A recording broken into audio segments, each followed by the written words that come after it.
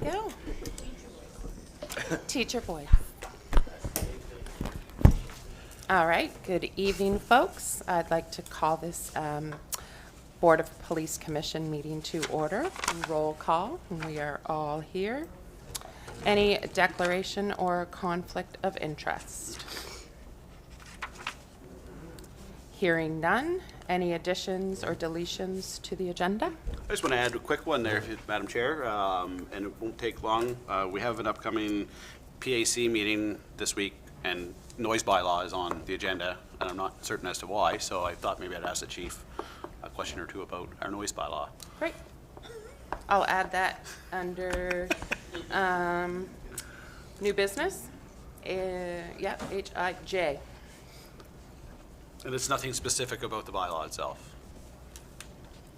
I'll make a motion to approve the agenda with the addition. Second. Moved and seconded. All those in favor? Aye. Opposed? Nay. Motion carried. Approval of the minutes of October 21st, 2025. I'll move to approve the minutes of October 21st. All those in favor? Aye. Opposed? Motion carried. Business arising from the minutes? Hearing none, we will move on to Police Chief Hoback's report.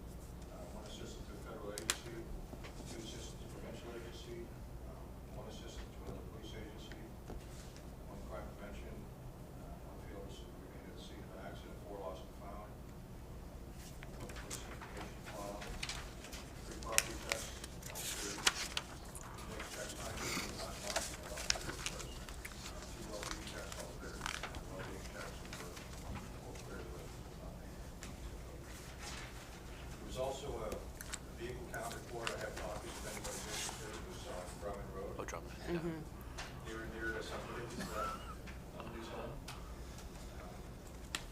Looking at it, just generally speaking, the average speed was 53, the 85 percentile was 59, so a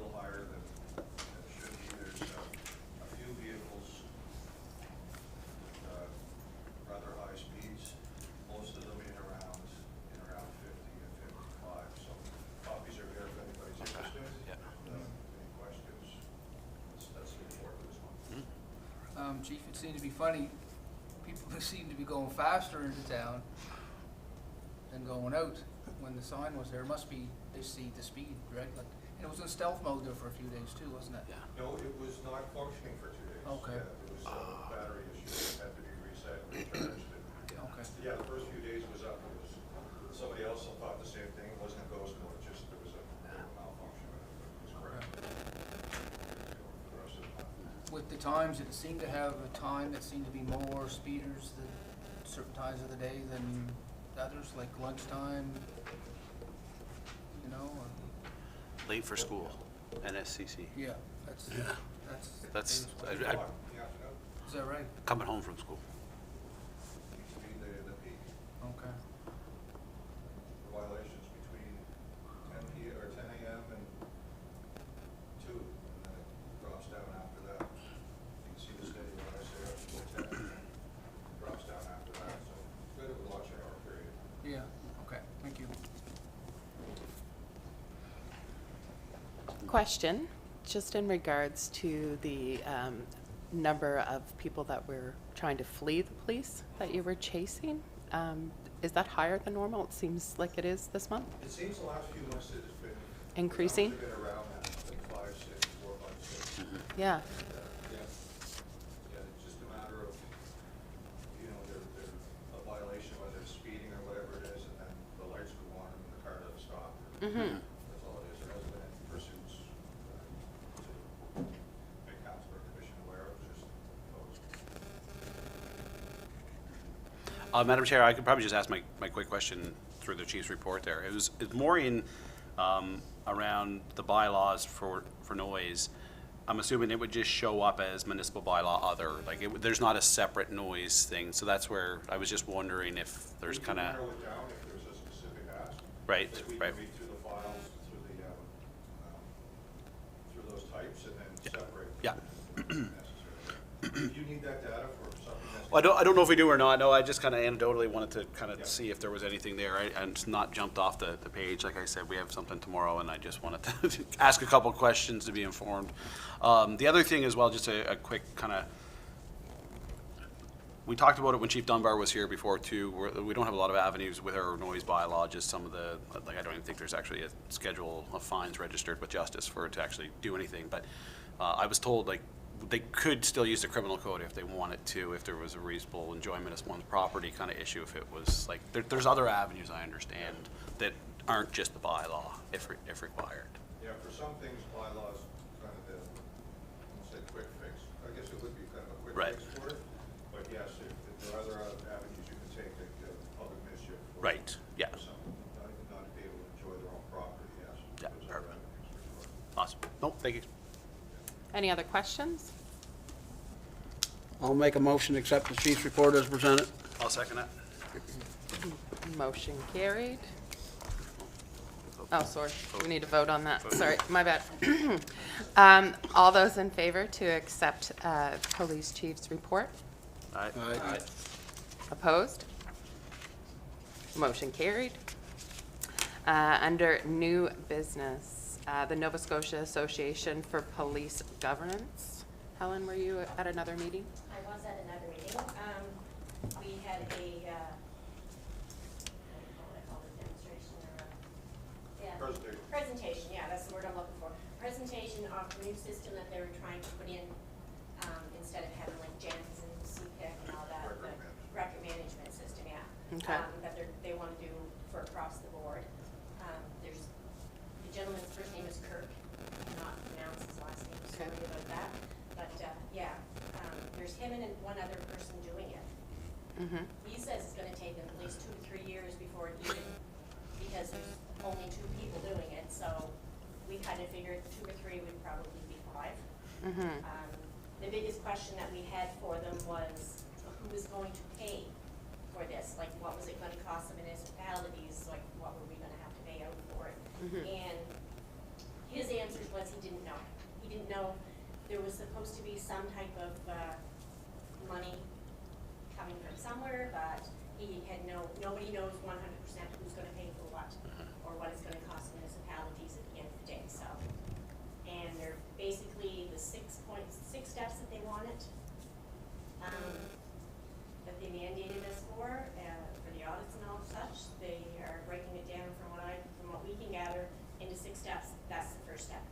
Okay. So they're not going to, try not to cross over from what we gather anyway, so that's about all that we know. Yeah, so, but the one record management system is the first step of the 6 foundational changes that are across the province. And some of the concerns that came up with a one records management system is some agencies have CAD, which is computer aided dispatch. Yeah. And they want to make sure that the records management system marries up with the CAD system for those agencies, the bigger ones. Not so much for us. And then the compatibility with PROS and the ability to transfer old information over into the new systems. And those are all considerations they're working through. And nowhere near close to being finished yet. There are products out there that, Yeah, because there's, I think OPP, I think, OPP has, theirs is like that. Okay. Cape Breton uses Niche, which is, Yeah, I think that was one of the ones that were brought up too. which is, I think, compatible with PROS to a degree. And Halifax uses Versadex. It's Versaterm is a company, but Versadex is a product which is not compatible at all with Niche or PROS. Yeah, so, and honestly, I think most of the municipalities that do have policing, I don't think our systems are compatible for what they're doing. Yeah, So we're gonna we're all need- using PROS. which Yeah, is so what we're they're- all gonna need Yeah. all the equipment across the board for that, so. So there's quite a bit of work to do on that one, for Absolutely. sure. And so the 2 or 3 years is to figure out which Yeah. How to- System they're going with. system you go with, is that right? Exactly. So it's- And how do you link it all Well, that's together just it. so You gotta everybody try can to work marry each together? system together so that Yeah, at the end of the day, it's just one. right. Which I think, in my own opinion, just my own opinion, I think at the end of the day that if they could actually do the system like that, I think it would be better for everybody because That's fantastic. I Yeah. think, I really do think so. For because like I said, communication whatever- purposes and yeah, safety, because there's a lot of yeah. stuff that's out there that if you run somebody, you're not gonna know all the information that the department or system would have, so you would Right. have to do 2 or 3 different systems in order to get what the one system is going to show you. Right. The management system, right? So, yeah, so it'll save time, but the money is what they're not at 100% on how that's gonna work out yet, so. Right. Yeah. So we don't have another one till, I don't know, January, February, so, Okay, yeah. great, thank you. I have one question. What do the RCMP use? PROS, Okay. which is what we use as well. Yeah. And the concerns would necessarily affect us so much, but like an agency like Amherst, for example, that is right on the border with Brunswick, and a lot of their folks that they deal with cross border. So if we go to something completely different than PROS, how are they gonna be able to access information on people coming from New Brunswick that would be on PROS, because that's what the RCMP use in Moncton or Kodiak. So that's a concern they have, which is unique to them. But yeah, the RCMP use PROS right across the country. So would it not make more sense for everybody to be on PROS? Like, That may be the final decision too. It may be, because PROS, Niche has a new upgraded version, and I think I've heard PROS is going to a new upgraded version as well. And that may be the end result, of everybody just switches to PROS. Where 80% are using it now, maybe that's the answer. Yeah. You know, it's- that way everybody's on the same playing field, right? So, Absolutely. thank you. Okay. We'll move on to our police commission audit with Chris McNeil from the Department of Justice.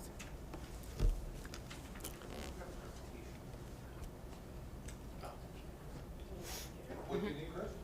A computer. Computer. What's that?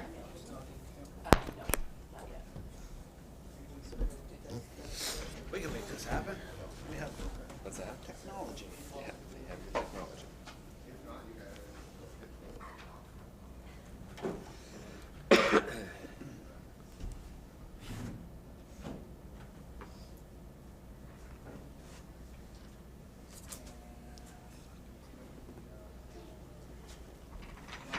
It probably won't play, oh, it might play online. Maybe?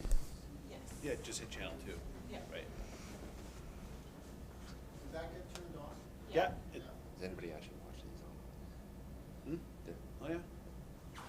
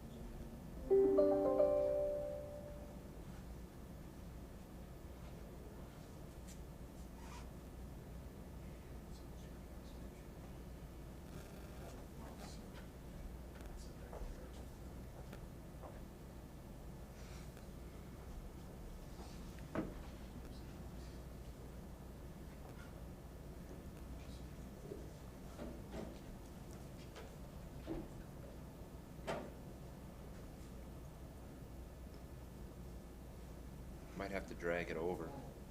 It's just a screen extension.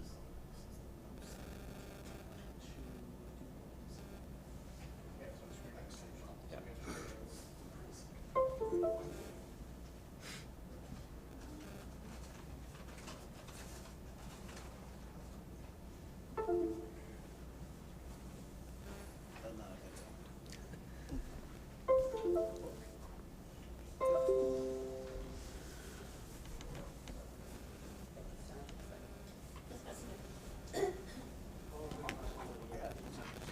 Cords over here.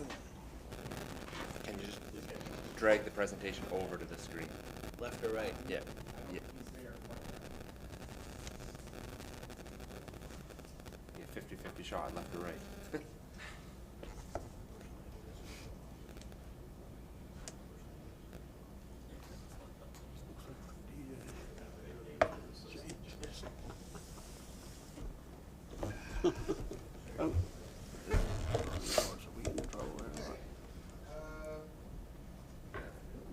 Good evening, I guess. My name is Chris McNeil, and I am with the Public Safety and Security Division of the Management Auditor. And today I'm going to talk about the Department of Justice audit reports and in terms of accountability tools for those for government funds. A little bit about my background.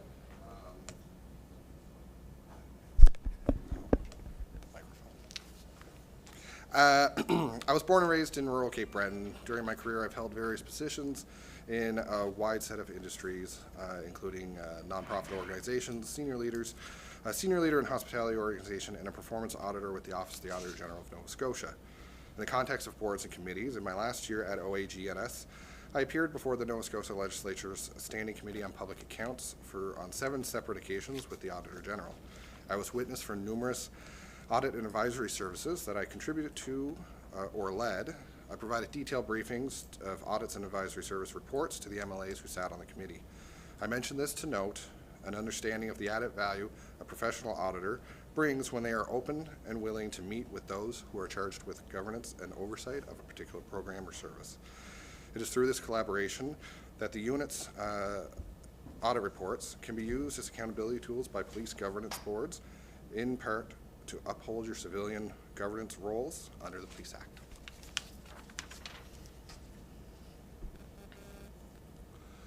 So just briefly, a quick run through of what I'm going to talk about today. I'll talk about the legal authorities and role of the Attorney General and Minister of Justice in relation to what we are doing, and then the public safety audit function, which is the term that is used for the audit unit within the Department of Justice Public Safety and Security Division. And then I'll talk about the audits themselves, which includes scope, risk-based planning, notification letters, and to final reports, follow-up, and then I'll talk about briefly the present moment. So the Attorney General and Minister of Justice has oversight of policing services within the province and the authority to determine the adequacy and effectiveness of police services through a variety of means. That includes under Section 5, which states that the minister shall, under the Police Act, ensure that an adequate and effective level of policing is maintained throughout the province, and under the Police Act, under Section 5.3, for the purposes of the above section, the minister may issue a directive to a police department.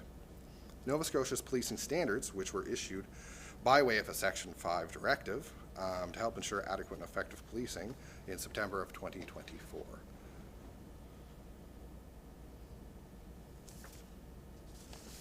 The authority and role of the audit function. So that would be the public safety audit function's primary legislative authority derives from Section 6E of the Nova Scotia Police Act, which states that the minister may determine the adequacy and effectiveness of a police services in a municipality through a system of audits, reviews, and inspections, and any other means the minister determines to be appropriate. The public safety audit function is a discrete unit within the Public Safety and Security Division and has formal responsibilities related to Section 6E. The province has committed full-time equivalent positions to the audit function, all of whom are newly dedicated to the unit. The FTEs require specialized knowledge, including graduate degrees and/or audit designations. Our reports and recommendations are presented both up to the Minister of Justice and the respective police board as per their shared responsibilities under the Act. Both governance and oversight bodies are then able to use the information contained in the reports to help fulfill their legislated obligations. Public safety audit function. Further, we adhere to evidence-based practices which are modeled after other organizations engaged in auditing. These evidence-based practices are built into our Public Safety Audit Function Audit Manual, which is modeled after national and international standards. And as evidence-based practice dictate, we have a quality assurance and improvement program in place to ensure the continuous improvement of the audit function itself. Scope of the audits. Public safety audit function audits of police services have initiated and include, but are not limited to, evaluating whether their police services policies, procedures, and/or actions are adequate, effective, and or compliant with the Province of Nova Scotia's Police Act, police regulations, and the Nova Scotia Policing Standards. In essence, we will be checking to see if police policies are in accordance with the Nova Scotia Policing Standards and whether police are following their own policies in practice. In accordance with national and international auditing standards, we use a risk-based audit planning process. It's used to identify, assess, and prioritize risks, allowing the unit to choose audit topics and the order in which they will be conducted.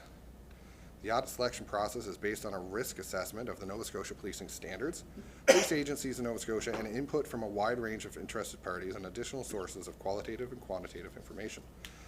The topics selected for audit are designed to assist both the DOJ and police governance bodies in mitigating risks, improving accountability, and improving the adequacy, effectiveness, and efficiency of policing. And risk-based audit plans are designed to be updated periodically. We will review the plan on an annual basis, considering emerging risks, which ensures that each audits are relevant and in the public interest.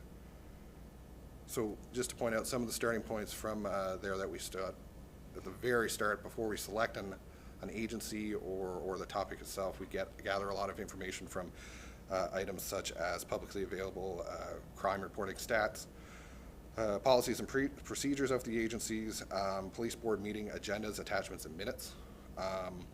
We also look at correspondence and meetings with police boards, the boards, oversight bodies, and other interested parties, such as the Nova Scotia Police Governance Association. So after that, this is the roadmap to a law enforcement audit. There's a lot there, but it's basically the main deliverables and the critical steps in the audit process. You'll note that the yellow sections is where most often is where we interact with the boards themselves. So the board is charged, so the boards of police commissioners. At that yellow part, this is essentially where we're at today at that first one. It's the post notification letter. Followed by an audit specific risk identification assessments. So essentially, when an agency is selected, we will come to the board and ask if there's any risks that they see identified, and we can do that through multiple meetings or anything like that. After that, we deal with the agency directly and go through the various steps and processes that are outlined there, and then the final audit report is delivered to the board and tabled with the boards. We would come after that and meet to discuss the audit report and the results from that audit report. So reporting and follow-up. Near the end of an audit, we will produce a draft report for review and discussion with senior police leaders.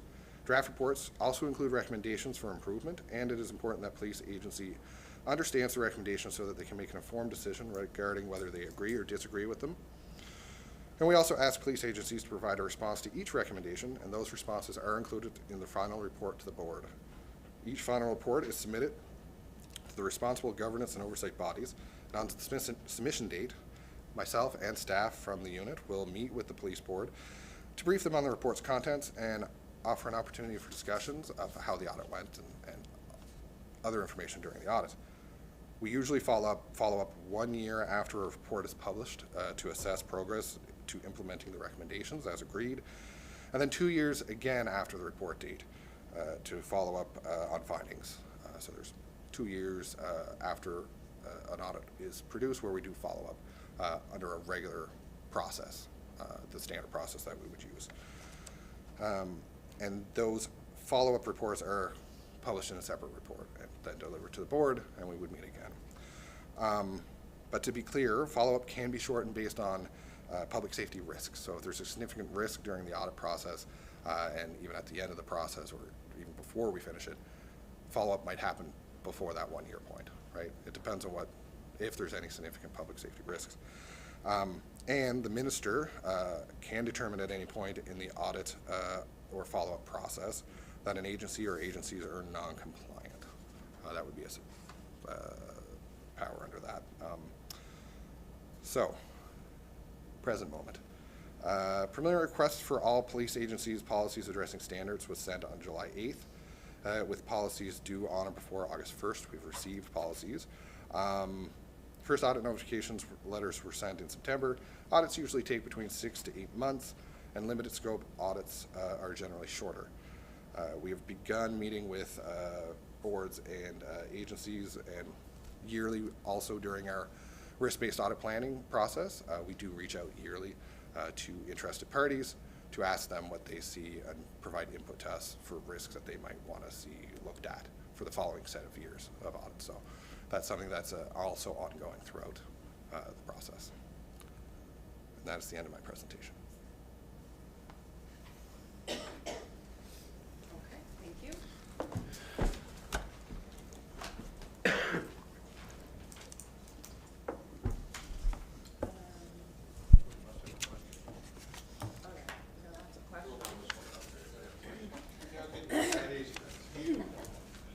No, questions, and then we also will take a quick public engagement before we go in camera. Any questions? Do you see the questions for in-camera? Yeah, generally, depending on what the question is. Questions are in camera? Okay. So, anything from public engagement? Anybody here?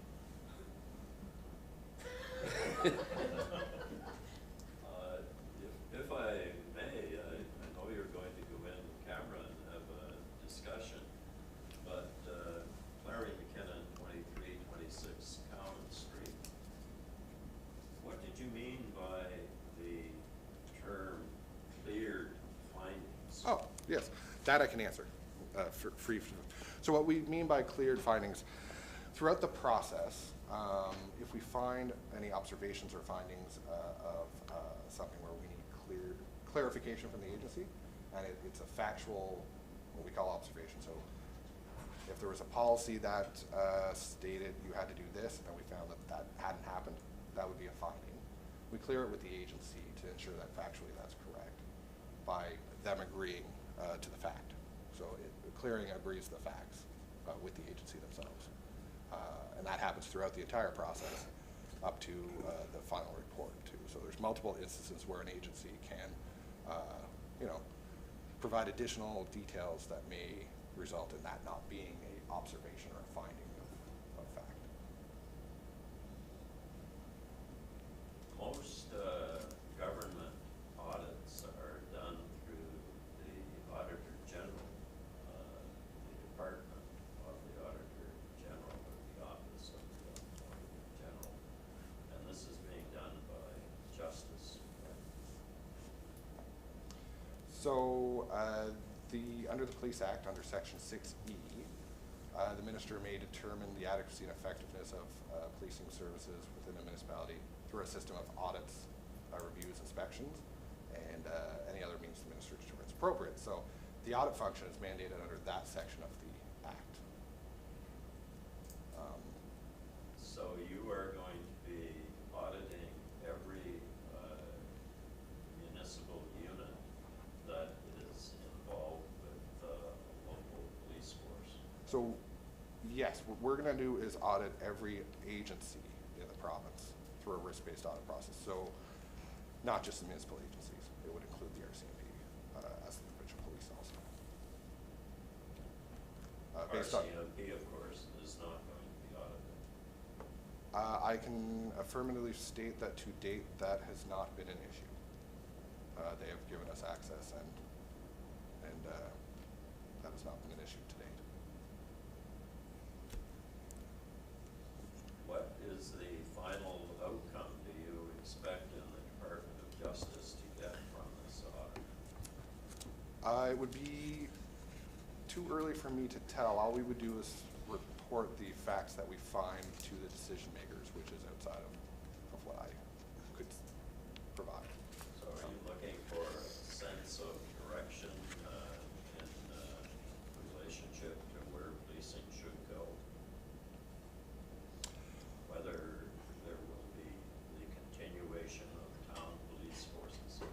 So all our audit reports would answer is there's policing standards that were issued in 2024 in September, and we're going to look to see if the policies that agencies have in place currently, which are the standards that were agreed to, if those policies meet the standards, and then if the agency is following the policies that meet the standards. So this isn't a setup for some kind of fundamental change? The agencies need to meet the standards, and as long as the standards, the policies that are in place, based on the standards, meet the standards, and then the agency also follows the policies, we'll report that in objective format to the decision makers that are much above me. Because sometimes the outcome is anticipated before the process starts. Well, all I can do as the auditor is do the analysis of the policies and procedures in place to make sure they meet the provincial standards as written, and then ensure that agencies are following the policies that they already have written. And then what happens Thanks for outside of the that? public engagement, because that's something that the mayor feels very strongly about, so, thank you. No problem. I'm sure there will be many more questions. Okay, our next meeting is going to be a regular Board of Police Commission meeting on December 16th, 2025 at 6 p.m. here. And then can I please have a motion to move in camera? Make a motion to move the camera. I'll second it.